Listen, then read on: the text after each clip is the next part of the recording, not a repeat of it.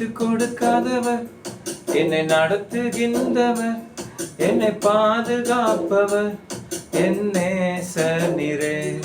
என்னை விட்டு கொடுக்காதவர், என்னை நடத்துகின்றவர், என்னை பாதுகாப்பவர், என் நேசரே. நான் வழி மாறும் போது என் பாதை காட்டினீர், என்னால் முடியாத போது என்னை தூக்கி நடத்தினீர். நான் வழி மாறும் போது என் பாதை காட்டினீர், என்னால் முடியாத போது என்னை தூக்கி நடத்தினீர். என்னை விட்டு கொடுக்காதவர், என்னை நடத்துகின்றவர், என்னை பாதுகாப்பவர், என் நேசரே.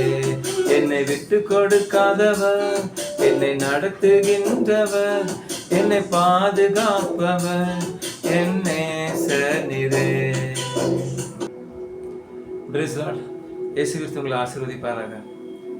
இந்த நல்ல வேலையை தேவன் தந்தக்க நான் ஸ்தோத்திரிக்கிறேன். இப்போ கொஞ்சம் வசனத்தை பார்க்கலாம், அதுக்கு முன்னாடி நம்ம ஜெபிப்போம். சோதர ஆண்டவரே மதிக்கிறோம் ஐயா, உங்கள் வசனத்தில் ஜீவன் இருக்க ஆண்டவரே, அது பெற்றுக்கொள்ளும்படியாக இந்த ஊழியத்தை தந்திருக்கீங்க. கேட்க பிள்ளைகளை ஆசீர்வதிங்க, என்னையும் ஆசீர்வதிங்க, மறைத்து வெளிப்படுங்க. இயேசுவின் நாமத்தில் பிதாவே, ஆமென். ஓசியா 12:4 நம்ம பார்த்தோம் அப்படின்னா, ஓசியா 12:4 இங்க ஒரு மனிதன் ஆண்டவர்கிட்ட கெஞ்சிறார். அவர் வாழ்ந்த நாட்கள்ல தேவதூதன்ட்டு அவர் நேரடியாக போராடுறாருன்னு அங்க எழுதிட்டு போறார். சொல்லப்பட்டிருக்கு. யோசியா சொல்றாரு, விதமா சொல்றாரு, யாக்கோபு விசேஷமானவர், இன்னைக்கு நம்மளும் விசேஷமானவங்க. என்ன விசேஷமானோம் அப்படின்னு பார்த்தோம் அப்படின்னா, இந்த உலகத்துல ஆண்டவர் இருக்கிறாங்க, தேவதர் இருக்கிறாங்க. நானா தேவதரை பார்த்திருக்கேன், நீங்களும் பார்த்திருப்பீங்க. ஆனா இங்க வசனம் சொல்லுது, ஓசியா 12:4 அவன் தூதனானவரோட போராடி, 12:4 அவன் தூதனானவரோட போராடி மேற்கொண்டான், அழுது அவரை நோக்கி கெஞ்சினான். ஒரு வாழ்க்கையில சில நாட்கள்ல நம்மளுக்கு இந்த மாதிரி சம்பவம் நடக்கும். அதை நம்ம சரியா பயன்படுத்தணும் அப்படின்னா நம்ம ஆசீர்வதிக்கப்படுவோம். நீங்க ஆசீர்வதிக்கப்படுவீங்க. இங்க யாக்கோபு சரியா பயன்படுத்துறார். அவர் பின்னால் உள்ள காலத்தை பார்த்தோம் அப்படின்னா அதை நம்ம பார்க்கலாம். அவர் ஏமாத்துறார், போய் சொல்றார். ஆனா இங்க பார்த்தோம் அப்படின்னா அவர் அழுதார், ஆண்டவர் நோக்கி அழுதார். நம்முடைய வாழ்க்கையில இந்த அனுபவம் இருக்குதா? நம்மளுக்கு ஆண்டவர் பெரியவர், தேவதூதனானவர் பெரியவர். நம்ம தேவதூதனானவர், எங்க தேவதூதன் சொல்லப்படல, தேவ தூதனானவர் அப்படின்னு சொல்லப்படுது. இயேசு கிறிஸ்து தூதன் வேற, தூதனானவர் வேற. இது தூதனானவரோட எழுதப்பட்டிருக்க. இயேசு கிறிஸ்து அவரு அழுறார், கெஞ்சிறார், ஏசவானா என்ன நடக்குமோ தெரியலையா. அப்போ அங்க சொல்லப்பட்டிருக்கு, பெத்தேலிலே அவர் அவனை கண்டு சந்தித்து அவ்விடத்திலும் நம்மளோட பேசினார். யாக்கோபோடு பேசி யாக்கோபு ஆசீர்வதிக்கிறார். அப்போ இந்த யாக்கோபு வாழ்க்கையில நம்ம பார்த்தோம் அப்படின்னா, நிறைய பேர் இப்படி அழுது கெஞ்ச மாட்டாங்க, நிறைய பேர் வாழ்க்கையில அழவே மாட்டாங்க, சிலவங்களை அழுது பிடிக்காது. ஆனா பைபிளை நம்ம பார்த்தோம் அப்படின்னா, நம்ம உண்டாக்கின தேவனுடைய நம்ம பணிந்து குனிந்து முழமாலிடப்பட கடவோம்னு சங்கீதக்காரர் சொல்றார். நம்மளுக்கு பெரியவன், நம்ம எவ்வளவுதான் பணம் இருந்தாலும் சரி, இந்த உலகத்துல பெரிய பெரிய கோடீஸ்வரங்களா இருக்காங்க. ஆனாலும் அவர்கள் மனிதர்கள், பூமியிலே வாழ்கிறவர்கள். நம்மளுக்கு மேல தேவதூதர் ஆனவர் இருக்கிறார், தேவன் இருக்கிறார். அவருக்கு முன்பதாக நம்ம ஜெபிக்கலாம், நமக்கு தேவையில்லை சொல்லலாம். ஆபத்தில் அவரை நோக்கி கூப்பிடலாம். இறைவனை பார்க்கிறோம், ஆபத்தில் நோக்கி கூப்பிடு. இதை சரியா யாக்கோபு பயன்படுத்துறார். அப்ப அவருடைய பின்னால் உள்ள வாழ்க்கையில நம்ம பார்த்தோம் அப்படின்னா, ஏன் இந்த சூழ்நிலை யாக்கோபு போறாரு? நம்மளுக்கு அந்த சூழ்நிலை இருந்தால் நம்ம தைரியமா தேவன்ட போராடலாம், நம்ம ஜெபிக்கலாம். ஆனா யாக்கோபு பெரிய பணக்காரர் ஐயா. யாக்கோபு பார்த்தோம் அப்படின்னா பெரிய பணக்காரர். ஏன் அவருக்கு இந்த சூழ்நிலை வந்துச்சு அப்படின்னா, பின்னால் ஆதியாகத்துல பார்த்தோம் அப்படின்னா, ஆதியாகம் புஸ்தகத்துல 27-24 நான் பார்த்தோம் அப்படின்னா, ஆதியாகமம் 27ஆம் அதிகாரம் 24ஆம் வசனத்துல நான் பார்த்தோம் அப்படின்னா, அங்க சொல்லப்பட்டிருக்கு, நீ என் குமாரனாக ஏசாதானோ என்றான். அவன் நான் தான் என்றான். அப்பாட்ட இவர் போய் சொல்றாரு. அப்பாட்ட இவர் போய் சொல்றாரு. அவங்க அம்மா சொல்றாங்க, ஆதியாகமம் 27ஆம் அதிகாரத்தில், அப்போது ரெபெக்காள் தன் குமாரனாக யாக்கோபை நோக்கி, உன் தகப்பன் உன் சகோதரனாக ஏசாவை அழைத்து ஏசாவை ஆசீர்வதிக்க போறாரு. வெள்ளி வயிறெல்லாம் கொடுக்கல, ரொம்ப ஞானமா இருக்கிறாங்க. ஒரு சொல், அவர் சொல்லுலதான் அவங்க அப்பா பையனை ஆசீர்வதிக்க போறாரு. அதுவும் என் பையனுக்கு வேணும்னு யாக்கோபு அம்மா சொல்றாங்க. அப்ப பொய் சொல்றாங்க. பொய் சொல்றதுனால இந்த மனுஷன் 20 வருஷம் கஷ்டப்பட வேண்டிய அவசியமா இருக்கு. கூப்பிட்டு விட்டா அந்த பொண்ணை அனுப்புவாங்க. அவ்வளவு பெரிய பணக்காரங்க. லாபான்ட சொன்னா உன் மகளை கொண்டாயா அப்படின்னு சொன்னா யாக்கோபு கொடுப்பாங்க. ஆனா இவர் அங்க போய் 7 வருஷம் வேலை பார்க்கிறாரு. ஏன்? பொய்யின் நிமித்தம். நம்முடைய வாழ்க்கையில பொய் சொல்லி வேலை வாங்கலாம், பொய் சொல்லி வியாபாரம் வைக்கலாம் அப்படின்னு பார்த்தா கடைசி நோய்க்கும் பேய்க்கும் பேரும். இங்க அப்படிதான் பைபிள் சொல்லுது. பைபிள் சொல்றது 100க்கு 100 உண்மை பிரியமானவர்களே. இந்த ஊழியத்துல 30 வருஷம் நான் இருக்கிறேன்.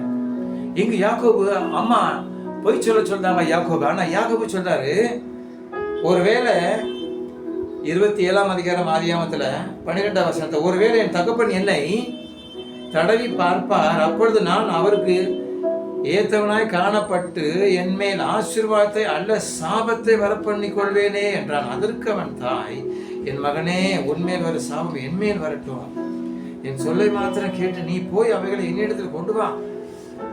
அம்மா பொய் சொல்றாங்க. அம்மாவுக்கு தெரியல இயேசு கிறிஸ்து சொன்னாங்க பிற்காலத்தில் நடக்க போறது கண்களுக்கு மறைவா இருக்கிறது. பெரிய பணக்காரன் யாக்கோபு. அங்க பார்த்தோம் அப்படின்னா நிறைய வேலைக்காரிகள் இருக்கிறாங்க. கொஞ்சம் கூட யோசிக்க மாட்டேங்க. ஆசீர்வாதம் வருது அப்படின்னா அதை அவங்க அப்பாட்டே போய் சொல்லணும். ஏன் நீங்க யாக்கோபை நீங்க ஆசீர்வதிக்கல? யாக்கோபை நீங்க ஆசீர்வதிங்க.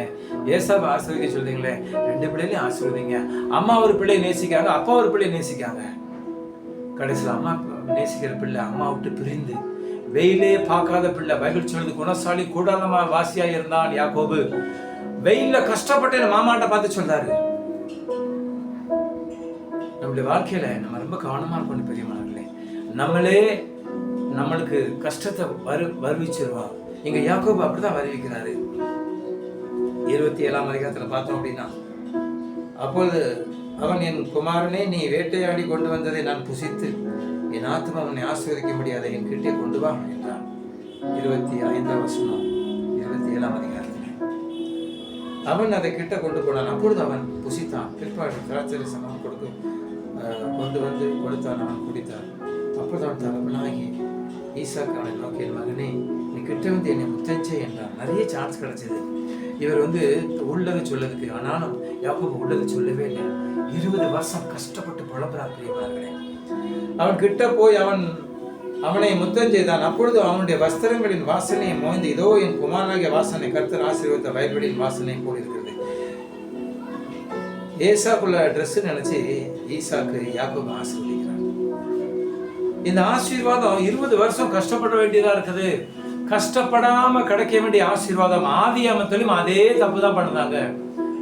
நன்மை தீமை கனியை புசிக்க கூடாதுன்னு ஆண்டவர் சொல்றாங்க. டைம் வரும்போது புசிக்கணும். ஆண்டவர் எல்லா காரியமும் கரெக்டா செய்வாங்க. அவர் சொல்ல மாத்திரம் செய்யணும். இங்க ஒரு பொய் சொல்றார். பைபிள் அப்படி எழுதப்பட்டிருக்கு, ஒண்ணும் மறைக்கப்படலை. யாக்கோபுடைய சரித்திரம் எழுதப்பட்டிருக்கு.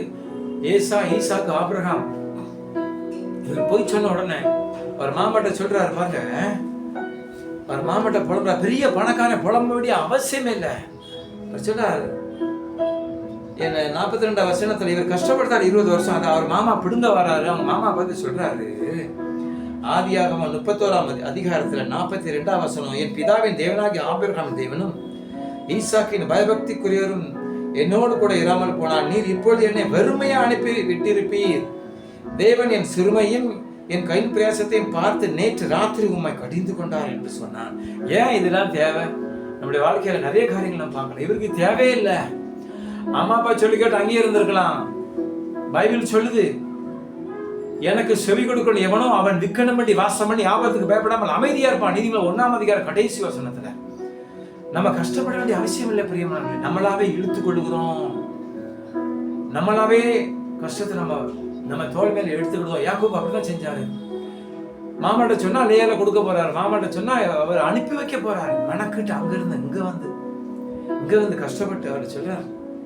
அதே ஆதியா புஸ்தகம் 31ஆம் அதிகாரத்துல, பகலிலே வெயிலும் இரவிலே குளிரும் என்னை பட்சித்தது, நித்திரை என் கண்களுக்கு தூரமாய் இருந்தது, இவ்விதமாய் பாடுபட்டேன்.